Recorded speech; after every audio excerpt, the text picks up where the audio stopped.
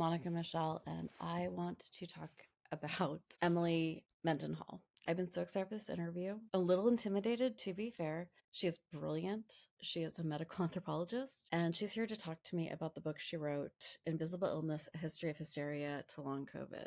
I hope you will join me in welcoming her. I'm hoping we can get her back on the show a few times. Thank you so much, and I hope you enjoy. Hey everyone, welcome back to Invisible Not Broken. I am so excited. I get to interview Emily Mendenhall, and has the coolest job title I've ever heard in my life, medical anthropologist. When I saw that, there's no way I wasn't doing this interview. I usually will not take anyone from an agency, but medical anthropologist, I had to say yes. Like, there was just no option. And to discuss the newest book, which is Invisible Illness, A Journey of Hysteria to Long COVID. And you work at Georgetown. I have so many questions for you, from what is a medical anthropologist to, was the use of the word hysteria purposeful in that title? So we can start with whichever one you would like to start with. Sure. I'll start with the bread and butter. What is an anthropologist? So a medical anthropologist, obviously anthropologists study humans, and we do all sorts of things. It's a big term. We're the study of humanity and the experience of humans in the world. A medical anthropologist specifically study health, culture, and politics, and how they all kind of interplay. Some people may focus more on the experience of health of, for example, farm laborers or people experiencing climate change, mental health, physical health, and others may do more clinical, focused on systems of medicine, from biomedicine to Chinese medicine. So we do different things, but really thinking of the intersection of health, culture, and politics is kind of what we do. Do you want me to talk about the time? Let's just go right into that, because the word hysteria, I swear, every time I see that word, I'm like, and it makes me very interested. So I'm wondering if that was really purposeful, because, as people with ovaries, I think you and I are both like, at least present as someone who owns ovaries. That word gets thrown at us so hard and so fast and so brutally. And it's usually the way to keep us very quiet about something they don't want to talk about. Yeah. So, as a feminist, actually putting that term out there and talking about how people have been harmed by these terms for so long is part of the story. So chapter 1 is a history of hysteria and how the construct of hysteria through centuries has been used to harm women and dismiss women. And that's why it's a history. So even today, long COVID, chronic Lyme, so many different conditions have been used to dismiss and ignore and belittle women in clinical settings. So talking about the long history of these actions, because I started interviewing long COVID patients. I did over 150 interviews, and I experienced definitely some symptoms myself, given the severity of people who are bedridden or whose lives are so extraordinarily transformed. I don't identify as having long COVID, but I definitely had symptoms of really intense anxiety and fatigue for a long time, and it took me 2 months to get over the flu this winter. I mean, your body changes, especially when you have this kind of incident. But given the kind of extraordinary experience that some people have had, really thinking about what long COVID is something that is not just of this time. And as I started doing more interviews and actually just doing this deep reading of my colleagues and so much memoir and biography and actually historical analyses and ethnography, I was just struck by the depth of history that we have. And so I started listening to people's interviews and saying, none of this is new. Long COVID is not a new experience. It might be a new virus,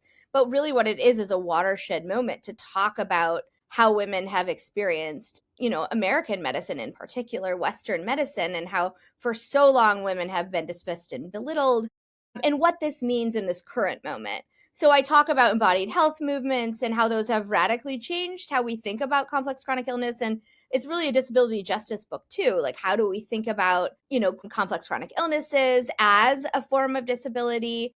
Because it is so disabling, but it really disability itself is also something that requires recognition from the state and support from the state, not only in medicine, but, also in money. So thinking about how we support people in these deep ways, and also how we believe people and take seriously their conditions that do not match in American medicine. Many people who, and I know you can attest, and so many of the people you've interviewed talk about the multiple layers of and systems level change that happens when you have a complex chronic condition. And the invisibility part is not only about how people are made invisible, but it's really about the unverifiability of illness and how, if we think about MS used to be aligned in hysteria, but once you could look at the plaques in the brain MS was transformed. And this is a social medical process, not actually a biological one. It's just that it was seen and diagnosed in a new way. So that's kind of why I used hysteria. It was quite thoughtful that I used it. And I just like, let's put it out there right now. Let's just like, how women have been belittled forever. I just decided to put it in the title because it's the heart of the book. I'm so glad you did. I think it catches the attention, but it feels so almost like Shakespearean in the way of using language in such a multi-level way that the word really does take on so much more life and the different lenses. One of the lenses I think we can't ignore, especially when we're talking about health and especially people who own ovaries, is that the hysteria, and I'm afraid people don't know this history, which is that it wasn't just we were ignored and belittled, we were Mm-hmm. institutionalized. We Yeah. were electric shock therapy. We had our Yeah. brains like split open. And there seems to be this thing in like medicine where if we're going to be talking about masculine bodies, then it's can it work? Can it go and do the labor? No, then we better get that patched up immediately and get that man back out there. And if Absolutely. it's women, I've noticed as I've gotten closer to menopause, it's like, yeah, that's whatever. You're not having any more babies anyway. It's fine. I was like, no, it's Yeah. not fine. I'm going insane and this is crazy and it hurts. Can you please help fix it? It's like, yeah, but your kids are raised. You're done. Like, and it's such a weird thing on like how my father was treated when he was chronically ill, my husband when he's sick. It's a very different experience, especially when we're looking at Absolutely.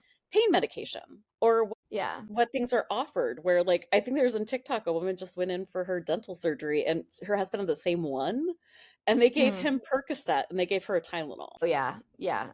I That mean, and stuff. it's 10 times worse for women of color, right? Like So much worse. it's gendered, it's class-based, it's racialized. I mean, the oppression and like there's ableism, there's sexism, there's racism all in the medical system. And, it's just amplified when you're experiencing multiple intersectional identities. But I think Maxim, if we kind of dig into that a bit deeper, it's, how little research is actually done on women and how we use these certain codes. And we're like, oh, Do you all think these people women know are, that? I just want to stop they everybody do for a not. second. Tell everyone how many of these things like we don't even test period products on blood. They tested it on Right. saline. Like Yes. all of our We procedures were tested on men. We don't like even we know think what the I mean, body we are so does. progressive in some ways that are harmful, and then in other ways it's just, we know I actually really love like Jen Gunther's book on menopause, the Menopause Mm, Manifesto. Like people are really talking about menopause in a way that I haven't seen, that hasn't right. really been done. So I think things are becoming visible, but at the same time the Trump administration is taking money away from like studies on women in particular that have been studying women's health for decades. And so, like, what is the removal or the withdrawal or decimation of these funding structures going to do? It's going to dismiss that longitudinal data and understanding that we do have, that we desperately need. And one of the things that I think I really just got kind of moved by in this research was thinking about our neuroimmuno kind of neuroimmunological kind of systems in lives and how deeply Mm, intertwined our immune systems and our digestive systems and our neurological systems are, and how difficult is to see and measure illnesses that disrupt these multiple systems that become so entwined, because like dysautonomia is like this very very common system or experience condition that so many people who have these common chronic conditions experience. So it's at that embodied intersection that, dysautonomia appears and brings people together. That was kind of a conjoining, kind of unifying symptom and experience, the autonomic nervous system. But we don't do a lot of we don't have enough understanding of how that's dysregulated, and maybe how viruses or bacteria, or even, I mean, we have more work on autoimmune conditions, but so many people have these overlapping conditions. So I think it was really interesting to see that people with the same primary diagnosis may have an experience that's very much more similar to someone else with a different primary diagnosis, but they have the same clustering of conditions. So just the fact that medicine doesn't deal with complexity. I've been studying for 2 decades the fact that, I've been studying, I have wrote this book, Rethinking Diabetes. I've done work on diabetes around the world and look at intersections between trauma and diabetes. And one of the things I always say is like, I've never met anyone who has like one thing, you know, like people who have diabetes have multiple, you know, intercepting conditions. They may have depression, they may have hypertension, but they also may have a lot of stress from their daughter who got kicked out of school and has having a hard time, you know, or they may have an abusive partner, or they may just not have someone they can depend on when they go broke and can't pay the bills. Those stressors are, I've argued, conditions that are deeply entwined with chronic illness. And so really understanding that complexity is, in my view, everything. It's so interesting because it's hard to quantify things. And also, how people handle stress is such a different thing from people to people, culture to culture. Mm-hmm. And also, with the expectation of, like, I don't know about you, but I know that, like, when I was coming up as a young mother, and even when I was in school, it was this be a duck. Everything happens below the water, and you better look like you've got it. Hmm. Calm. It's all easy for me. I've got this. While you were paddling with everything you have, like, under the surface. And the hiding, the not perfect, ended up being so much more of a stressor than even the stuff that was going on. And I'm just wondering, do you see a difference in how that stress can exist like across cultures? Is there cultures where you feel like people are more supported, where they Oh, might be under those same stressors, but it's not showing as much? I'm just curious, like how that yeah. goes between different kinds of people. I'm going to kind of talk about three things. Okay. The first thing is, no, that I'm going to talk about that later. The cultural piece is very important. But I have to say that there's two elements that I really dig into the book that respond to your question. Number one, thinking about neurasthenia, which was a term that kind of replaced hysteria and was kind of applied to men. And it kind of preceded shell shock and how kind of multi-systems health conditions, chronic health conditions that had a psychological component were perceived and interpreted. And when it was first written about, they talked about neurasthenia as a certain American type of stress where, you know, with the ignition of the light bulb, the ignition of the railroads and industry, we have to think about our bodies similarly as something that is fruitful and powerful and like you don't want to dim a light in. But you know, really thinking about what happens when you dim and you become weak, and how we have to kind of overcome this.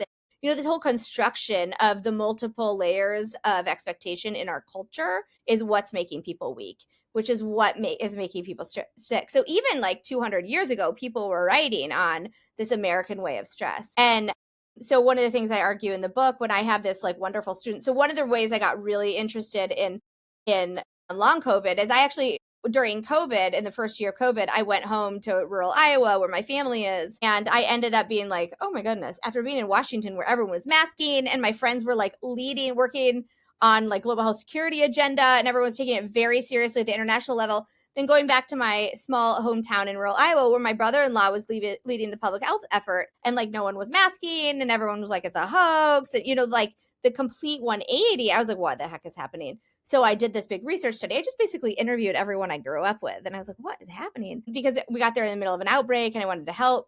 It was great because my kids were just hanging out with their cousins. And we had a, you know, great time in quarantine with the family.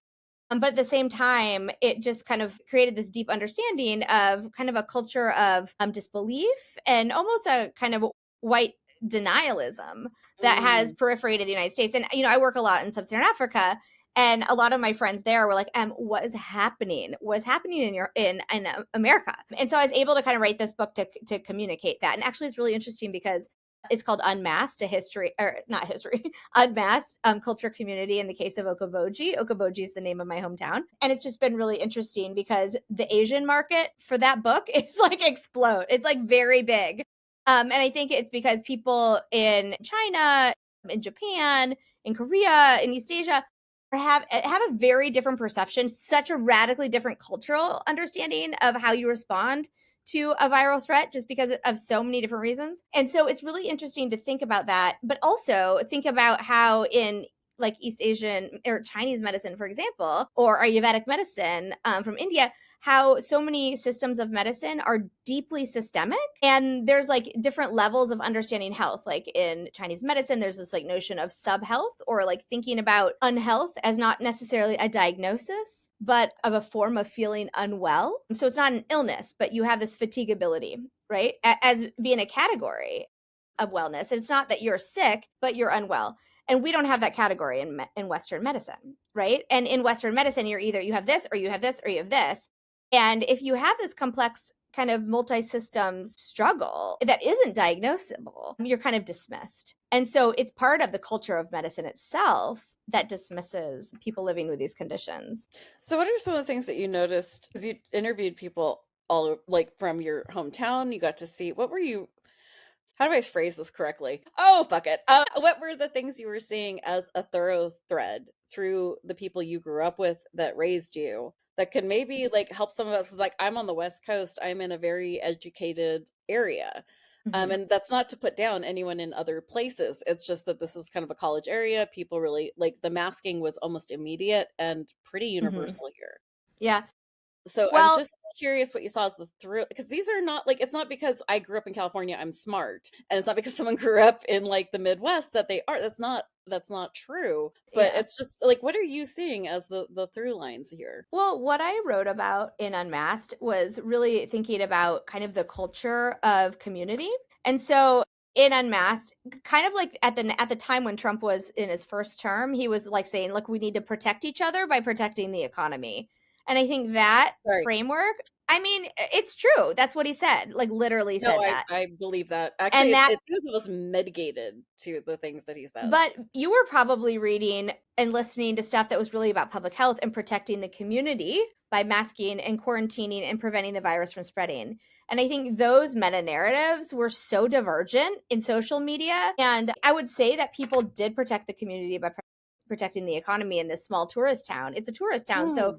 there was like the 100 days of summer. So people were, they're basically like, if you're sick, stay home. If you're vulnerable, stay home. Don't, but I want to live my life, but unfortunately, on so many occasions, someone said, well, I want to live my life. They got sick, then they brought it home to grandma and grandma died, or dad died, or someone they beloved, and then it's too late. And obviously, that was the whole strategy for quarantine. But the kind of the complexities and miscommunications about what it means to be all in it together were so deeply divergent. And I mean, this is problem with not having unified, with having such disparate communication channels. And that's my view. And I mean, there's so much gray areas that I talk about in Unmasked. But at the same time, as I was finishing Unmasked, I had a student who got really, really sick from long COVID. Ken Kaplan, he's now a medical student at Columbia. He's doing really well. But for about 18 months, he was just incredibly sick. And he was going to drop out of school. And I was his honors thesis mentor. And I was like, you know what? Why don't you, I'm an anthropologist. So I'm like, why don't you do an autoethnography? Just start journaling. All I want you to do is journal. Like, don't throw out the thesis yet, because he's just so thoughtful, a thoughtful student. So I was like, okay, just start journaling everything. So he just started journaling his feelings throughout the day, all of his emergency medical visits. We wrote a piece together in Scientific American a couple years ago, because what was so interesting is that, like, we were talking about brain fog and it was like going all around, and his brain fog was so different, right? It was like he could remember things in 10-minute intervals.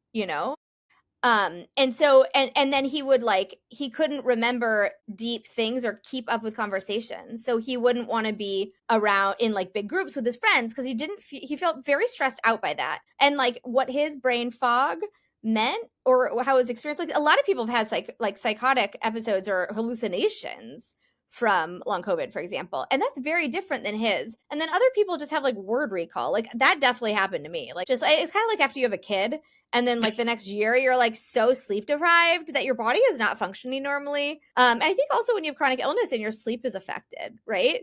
You have that cognitive difficulty staying on top of it. And it felt like I had a lot of that, but like his like actual memory and consistency was really hard. And he was able to kind of work through it, and probably shouldn't have, probably shouldn't Mm. take a leave.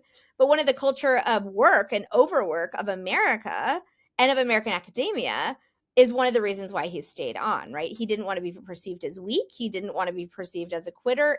And half of his professors didn't believe him that he was sick. He had to fight for ADA accommodations. He had to like do all this stuff. So that really made me very interested in thinking about long COVID. And then he did a study. Well, we did a study. He did the interviews with patients and policymakers and scientists, really, who were in his orbits. And it was so interesting. And so I wanted to dig into it a little bit more and take more of a feminist perspective. So then I did these 150 interviews, but we'd already done like 60 on top of that. That was really interesting just to kind of learn kind of about the more diversity of perspectives from different people coming at it from different perspectives, and at that time I was also following like all of the spin-offs of the long COVID groups from like Body Politic and Patient-Led Research Collaborative and kind of all those really exciting groups. So that's kind of the long answer. And then just like a piggyback, because you asked about how different cultures experience things. There's this incredible book, if you're interested in how people experience trauma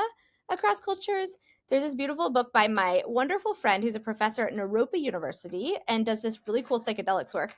She wrote a book called Spacious Minds. And it's one of my favorite books because my husband and I actually, after living in Delhi for a year, spent a month up in McLeod-Ganj near where the Dalai Lama resides, where she was doing this work. So I also feel very close to it. But she interviewed nuns and monks, Tibetan refugees, who had experienced extraordinary trauma from torture to expulsion, loss of land and sensibility of their way of life, but also quite a bit of violence. And why could people experience so much violence and trauma and not have PTSD? Like, what does PTSD mean? And one of the arguments is a cultural way of thinking. So many Tibetan Buddhists have a different perception of karma and compassion, right? So when you think about meditation and mindfulness, you think of letting go, right? You think of really putting compassion at the center. So when Sarah Lewis was interviewing this nun, she was like, well, how do you think about this traumatic experience? And this is something that really stuck with me, and it's in her book Spacious Minds. But I was just so struck by the fact that the woman was like, well, when this guy was torturing me in a poly prison, I was thinking about how this act of violence would live on in his memory and in his life so much longer than my physical ephemeral experience. And that takes a really different way of thinking and training to be able to, even in that moment, think about such violence in a different way, right? Or think about such extraordinary suffering and pain in an individual level in this meta kind of disembodied dimension. And that is a way that culture and the way that you think and the way that you learn about how to interact in your body and with your brain in such a deeply different way can be transformative. And so I feel like there's so much to learn there and to learn from, especially with mindfulness. I mean, in America we could use a little bit more compassion in general, but I think that's a radical example of how different things can be. You just blew the top of my head off. So I'm going to try to form a coherent thought and we'll see if I can get there. Is there an aspect of the United States where I feel like we're such a new country and we're such a new sort of psychology here that it almost feels like we're all like all of us are at like a 6-year-old level in my mind, where we are all like the kid, and if you have not gone to therapy yet, I'm sorry, I'm going to hurt you right now, but I will hold your hand. And if we like a 6-year-old sees their parents get divorced and like, what did I do? How did I screw this up? And I feel like that's a place of fear and terror because the world's scary and we're going, if I caused it, I have some control here.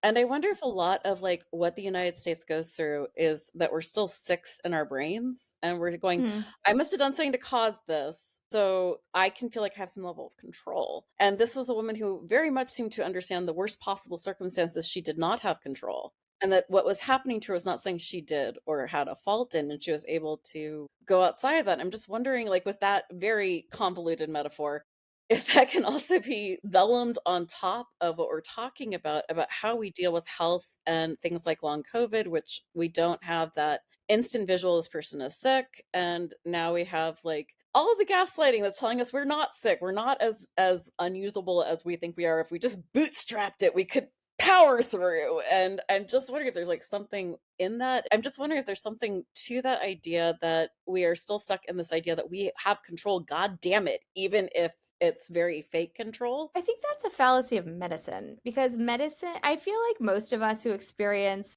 I mean, I'm in perimenopause, I've experienced different things. I have an anxiety disorder, like how you have control over certain parts of your life. In medicine, we kind of think that, and as physicians are trained, we think about, and maybe not family docs, definitely not nurse practitioners, but in general, when you go through medicine, you're trained to think about here's a problem that we can Mm. fix. Like this is fixable. That's why you go into the medical to the doctor. And most people go to the doctor, especially if you're underinsured.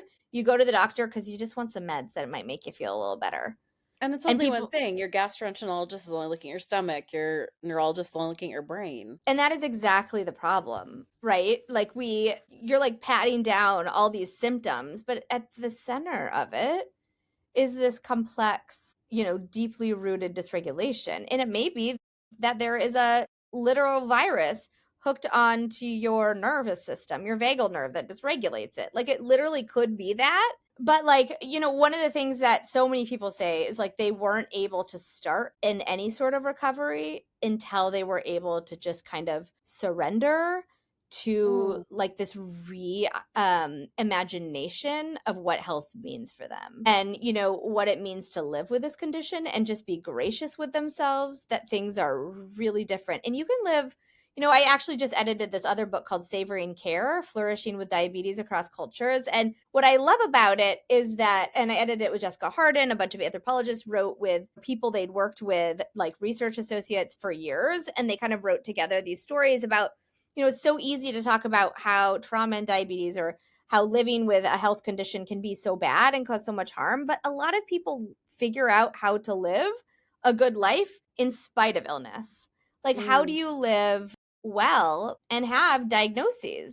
Manage them and support one another. And at the center is our social ties. And we know there's so much research that says that people who have social support, beloveds, children, partners, neighbors, a safety net, how all of these dimensions, these social ties, are really what keep people well. And we know that isolationism and, not having support, not having someone who can loan you money or take you to the doctor or ensure that you have your feet rubbed when you're feeling bad, which may be your partner, maybe you're, someone to cuddle with you, to make you feel loved and warm. These elements, when they're missing, we're human, we really suffer. But savoring care is really about like how people come together to build strength and to build well-being, which can be in conversation with, but it can be a little bit separate from your illness. And your illness isn't everything. It's not who you are. It's an experience that you're living in your body.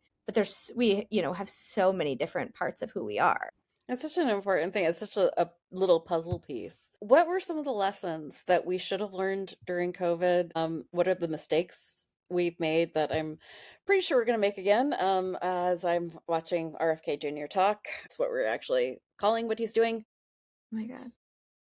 Seriously, the rage and dread. What were some of the things that we really like? What for me, one of the big misses was we actually got so close to a level of parity. Like, Yeah. disabled people actually were able to go to school. We were able to work. That was Mhm. possible, and they took it all away. So for me, that was like one of the big misses in what we didn't learn that we should have. Yeah. What are some of the things you're saying that we did learn that seems to be working forward, even if it's getting stymied now? Or Yeah. what should we have learned? I think you make a really important point of that moment when everyone was remote and when we were all reimagining how we can work together was really important for people living with disabilities, like people, especially mobility issues or, fatigability, like any sort of issue that makes it really hard to go to the office. I do feel that has been transformative and still does exist in some fields. But I also agree with you that some of it has absolutely disappeared, gone away, and it's like people have amnesia or something. But I do feel like it shifted the culture. And I would say that the younger generations have a completely different, are living with that perception and imagination. I mean, the elders, God love them, the elders need to step aside. It is time for a new generation of leadership. And I think that is going to be such a critical change. I'm hoping in the midterms. And I think we are seeing some elder political leaders not run again in great ways. Goodbye, Nancy Pelosi. It's been lovely. See you. Never, please, go away. Well, she has been an incredible leader, but it's time to retire. And, I think that, and I was just, someone was just asking me if you could talk to one historical figure, who would you want to speak to and what would you say to them? And, God love RBG, loved her.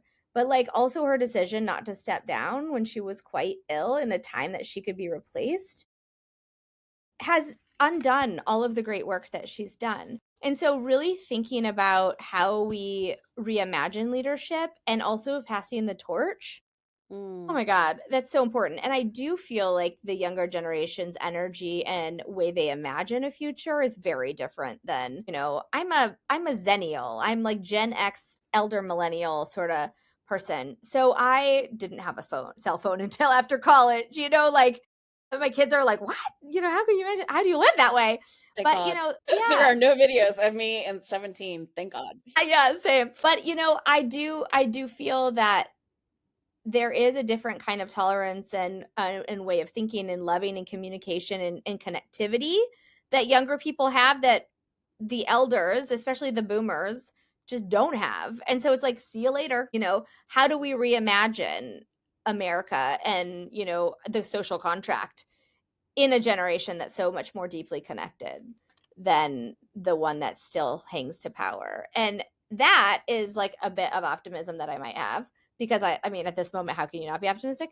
But I also, so we were just talking before we jumped on about this new publication I have. So I just launched this new publication called Science Politics. It's kind of like a mix between Scientific American and foreign policy. But we're publishing just tons of pieces by scientists about the politics of science. And so many of my colleagues in anthropology and medicine and biology and space and aeros, whatever people are doing, in environmental science, they have so many viewpoints that are completely crushed and ignored. So science politics is a way to bring these leaders into the center to say, this is actually what we know. I'm a scientist. I've been studying this for 30 years. Let me tell you what I know, rather than having so few venues for these voices to shine. It's so hard to get something in the New York Times. You know what I mean? Like, people don't know how to do that. So this is a way to just get all of these really important scientists' voices out into the public. That is also something I really just became so visible to me, is that that kind of legitimacy is missing, in part because the scientists aren't heard of. People say science can't be political, but it is political. I mean, I'm not going to, like, people aren't presenting nature findings in science politics, but they're talking about how science is political. And it's really important. I mean, we had this great piece just coming out on Greenland and like how, what are, the resources that are being contested, there's, I mean, almost everything has some relation. I'm not sure I want to go with this because there's like five directions that my brain's like going into an ADD rabid like rat on a wheel right now. Let's try with the politics and how science gets funded, because I don't Yeah. think that people quite understand this, that when science studies come out, a lot of times it's like, unless it's out of an actual like university, it can be funded by oil companies, it can be funded by sugar research, it can be funded by lobbyists. And it's very hard to get funding for sciences where we can look at some of the ancient cultures and like spaces in the world where they would have entire courts of scientists, of engineers, and they had these marvels that existed in the 11th century because they put the Mm-hmm. money into it. Yeah. They didn't give sports stars $10 million a year to play glorified fetch. I'm sorry, but like, it's glorified fetch Yeah. versus like how little you can make as a scientist, how little respect you can get these days. I think that's the other thing I'd also like to ask you about, is how do we actually get the respect for scientists where it's hard to get published in the New York Times, but it's very easy to put your common sense opinion on Facebook.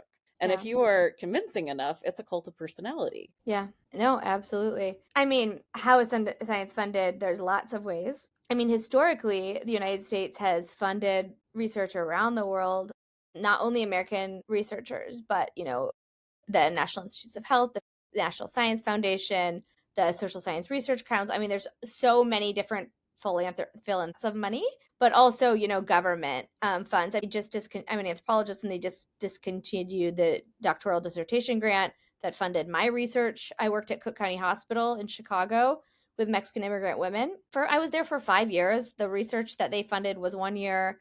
It was at the end of my time there. It was like incredible opportunity to really think about how social and health conditions travel together. And we can't actually care for people living with diabetes without really caring for the whole person and what that means. And it was such a privilege to do that work. And I did that work on actually a very small amount of money, like $50,000. It paid for all these I took blood samples, I did the psych evals, and I just spent like 6 hours with 122 people, 121 women, listening to their life stories. And then I did all this other stuff. And I have to say, what a privilege it is to do that. And that was my first book, Syndemic Suffering. But like being able to look at how the psychophysiology of trauma is imprinted in diabetes or other conditions lets us think about care in a very different way. And that work permeates all sorts of things, and transfers to so many disciplines. And that's just one example through my work. But all of that funding is gone.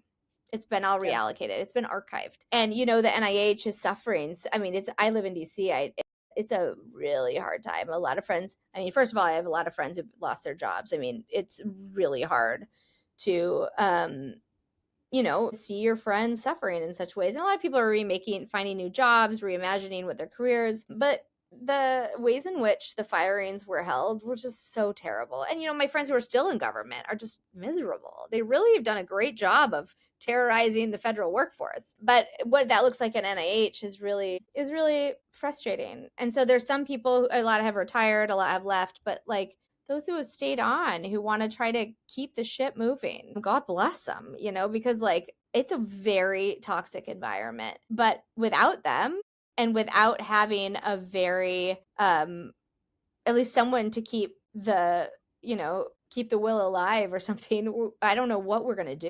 Some grants are being funded, and so many people in my community are reimagining or how they talk about their work, like being very, very careful. I mean, it's But there's just really certain words you horrifying. can't use if you put women or marginalized or Oh, it's trans awful. or non-binary. Like if you put anything in there that is not Yeah. white, male, Christian, you get immediately removed from the grant. My friends have lost all their grants. My friends Yeah. You know, have no I grants don't left. I don't know if there's any listeners here who are in DC, but I went to the Holocaust Museum in November, and they have this whole part about Hitler's silencing campaigns and targeting of disabled people, of Jewish families, all sorts of scientists. It is so eerie to Hmm. read that and see how Trump is doing. It's the same playbook, and it's horrifying to see that. And honestly, I was just like, this feels like real life, actually. And Yeah. it's terrifying. I mean, what they're doing is not, I mean, snatching people off the streets and killing them, or sending them to El Salvador, into these prisons and disappearing them. I mean, it's really a scary time. And I just keep hoping that the elections, the midterms, will create some sort of opportunity for rebirth or control, or just checks and balances in any way. But it's a really disturbing time, especially for people living with disabilities that are unverifiable.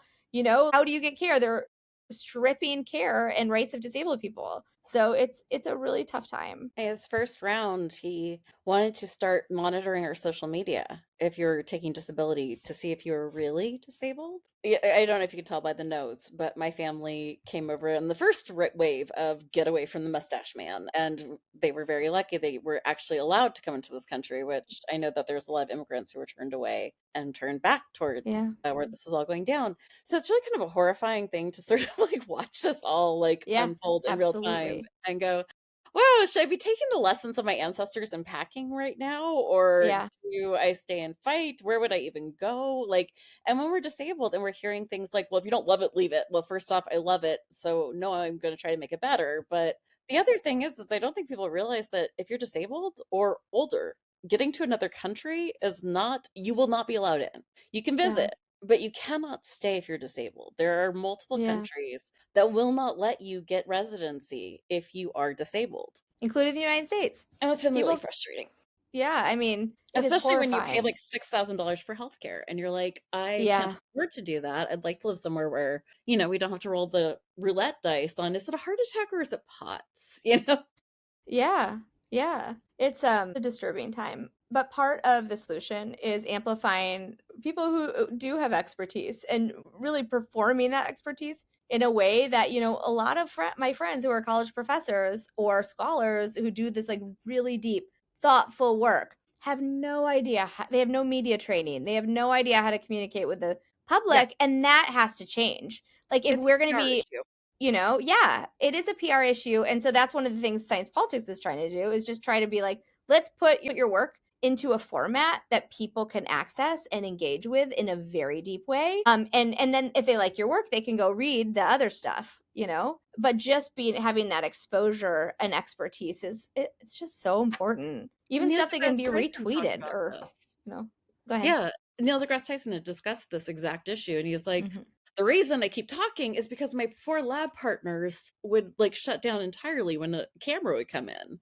I don't have that, so I would rush in and start talking," and that's how he became really famous. I'm not Hmm. gonna discuss the rest of Neil deGrasse Tyson because 'cause I'm still not okay about it, and I'm feeling very salty, but that one aspect I thought was really true, Yeah. and I think that when we're talking about politics, when we're talking about science, I think we need to understand that we are a cult of personality in this country, and we need better public relations. Like the Yes. Democrats have been horrible at messaging. I have never So seen a bad. group run from good PR. Like they'll know, they'll just know, and I'm like, they literally don't. Can you like But explain that's a it? generational issue.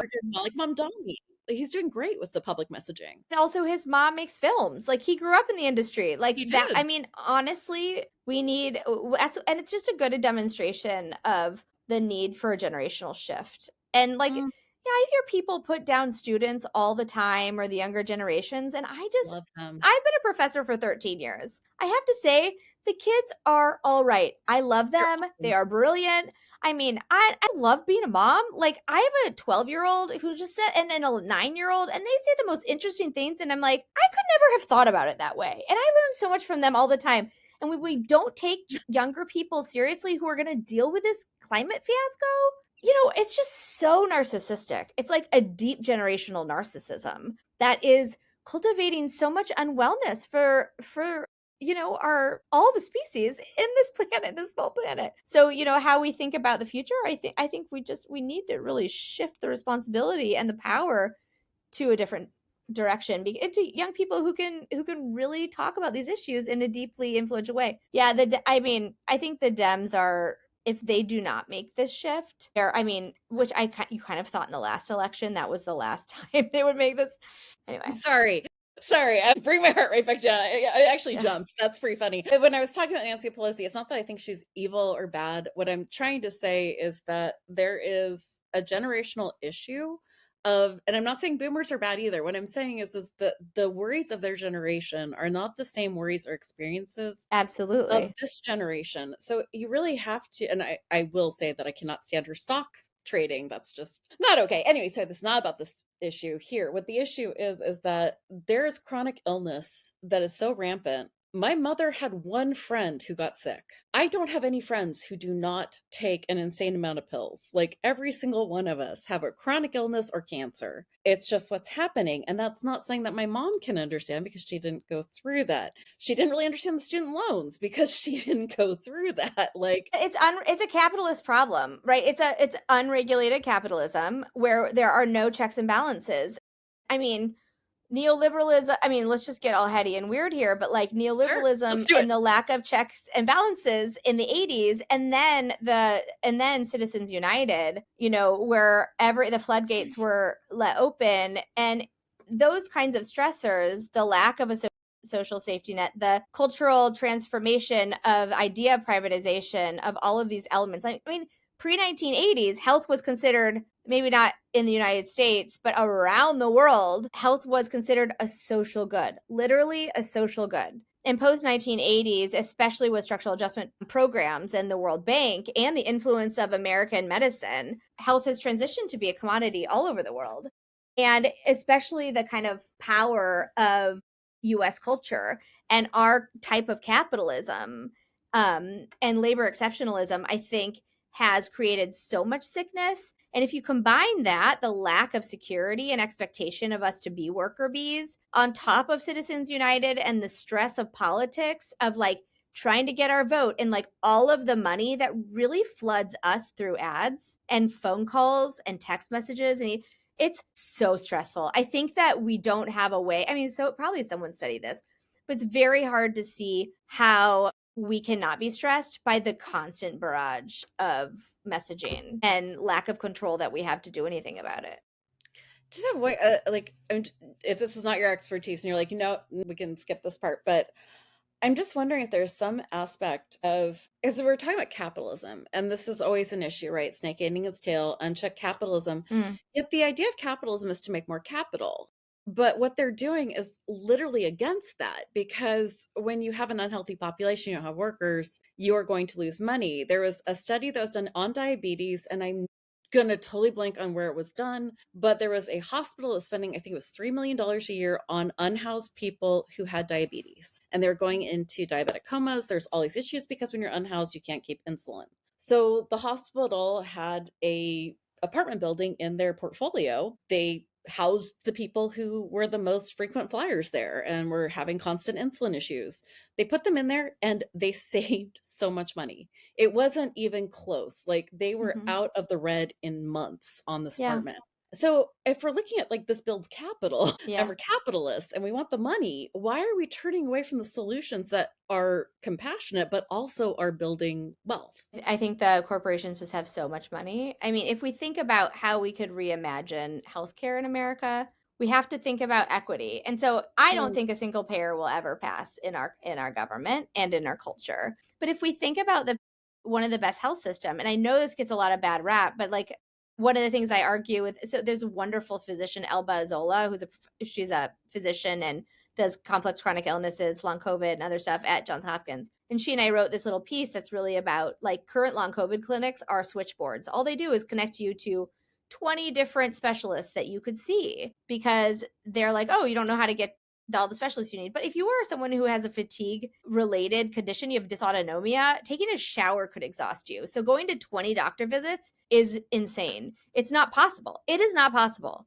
to do that. So reimagining healthcare is, reimagining going to a clinic and spending an hour or two and seeing everyone in one place who can try to get to the bottom of your health condition, right? Working together. And, when you think about what that is, I just did a conversation with someone who was talking about how she got to the bottom of her health condition, and she was in a military hospital at Walter Reed and then was in VA. And if you think about that kind of healthcare, that is actually a great model. We have models that work. We know what works. We know when profit isn't at the center of a system, people do better. So reimagining how people can do better, we have existing models. We just have to fund them and prioritize them. And so, I mean, I think we can't really do anything without overturning Citizens United because of the power allotted to our political parties in that way. For But also, our, we have an international audience. Would you like to explain really like in the most oh yeah, way sure. what Citizen Citizens United was? United was a court case that basically said you can spend all you want on political campaigns. So because of that unregulated funding, we just have so much. I mean, I always think about like how much was spent on a campaign and like how many disability checks that could cover, or like how many people could get medical care and just get routinely seen by their clinician in a clinic that is near their house. I mean, we have a public school in basically every neighborhood or every region. What if we had like in the UK, they have a public school and then they have a general clinic where you can go and stop in anytime you don't feel well. It's not like a 3-month waiting list, but you can actually go and see a general practitioner anytime you're not well. And that provides, I mean, there's so many medical, And you models. won't go bankrupt for going. What a Yes, shock. exactly. Yeah. And so, how we imagine how profiteering off of health makes us so much sicker. It's just, I think Americans can't really wrap their head around what it looks like not to have profit at the center of medicine. We've And like never the had. UK, yeah, and no system's perfect. There's problems with every system around the world. But I think that we have a lot of evidence that ours is really bad. I really deeply agree with you. I mean, just for our international audience, my last emergency room visit was $3,000 for the ambulance to go 2 miles with no medicine in it. I was charged $1,300 to walk through the door. I was charged $900 for every needle stick. She kept screwing up, so it was multiple $900 charges. $1,500 for a banana bag. The total ended up $16,000, of which I had to pay 6,000 of it. And that's just for a 3-hour visit. I was not admitted. I was only given banana bags. I was given a ultrasound, and then I had to fight the insurance because I did not have an appendicitis. I had an ovarian cyst. Because I Oh did my not have an God. appendicitis, I was charged the whole amount. These are the things that happen here. Like, I needed to see a doctor because I've been throwing up for about 4 weeks. I could not get an appointment for another 4 weeks. So it's 2 months of nonstop vomiting. So, like, everything they tell us doesn't feel true, as they're like, in these places, you wait months. I'm like, I waited 3 years for a doctor once. Like, this is not better here. Yeah. And it's frustrating to hear the people who are pre-disabled. That's what I call healthy people, pre-disabled. You will join us, you will age into us. I will hold your hand Mhm. gently when I tell you you will be one of us. You'll have a bad day, or you're going to Yeah. get old enough to be one of us. And Yeah. that dissonance is hard to get through, Yeah. to get them to Absolutely. understand, like, it's not a bootstrap situation. There is going to be Right. something that you cannot bootstrap through. Absolutely. Absolutely. It's yeah, and I think that it's just really important to think about like what system do you live in, and when you're feeling well, what can you do to make it better? Because someday you're going to need it to be there for you.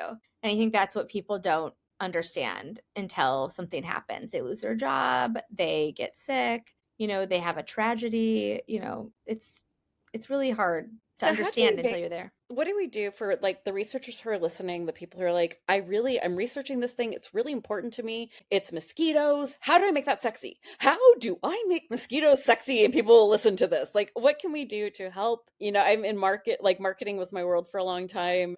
I would be happy to help anyone. I do stuff with nonprofits all the time for free. I'm just bored. But advice can we give them? And what is the publishing aspect of something like this like? Yeah. How Well, I can mean, we for help researchers get their word out, basically? Yeah, well, I mean, you can put them in touch with me for Science Politics. Yay! We're trying to publish a lot, but I mean, and I mean, if you're actually offering to help get the word out in Science Politics, like really amplifying what we're doing, I think that communicating really good trusted information. Like Science Politics, we have, I was editor in chief for an Elsevier journal, loved it, helped start it, was so fun. But at the end of the day, I was sick of people have to pay $1,300 to publish work that they got money for, wrote up, and then wanted out there. Like that's bonkers. Science Politics is totally free, and we will help you write the right kind of piece. So people Mm. hold back because they don't know how to write for the public. Well, we will teach you. And, it's a lot. It's been a lot, but I'm really committed to it. And, as there's more interest in submissions, we'll keep on growing our team. But I think we can make a difference. And I think it's really kind of communicating in this really critical juncture in this space and getting scientists to speak up and speak out. So critical right now. I How do people wish, get hold of I you? wish. Well, I got off X for moral reasons when everything was happening in DC. All my friends were getting fired.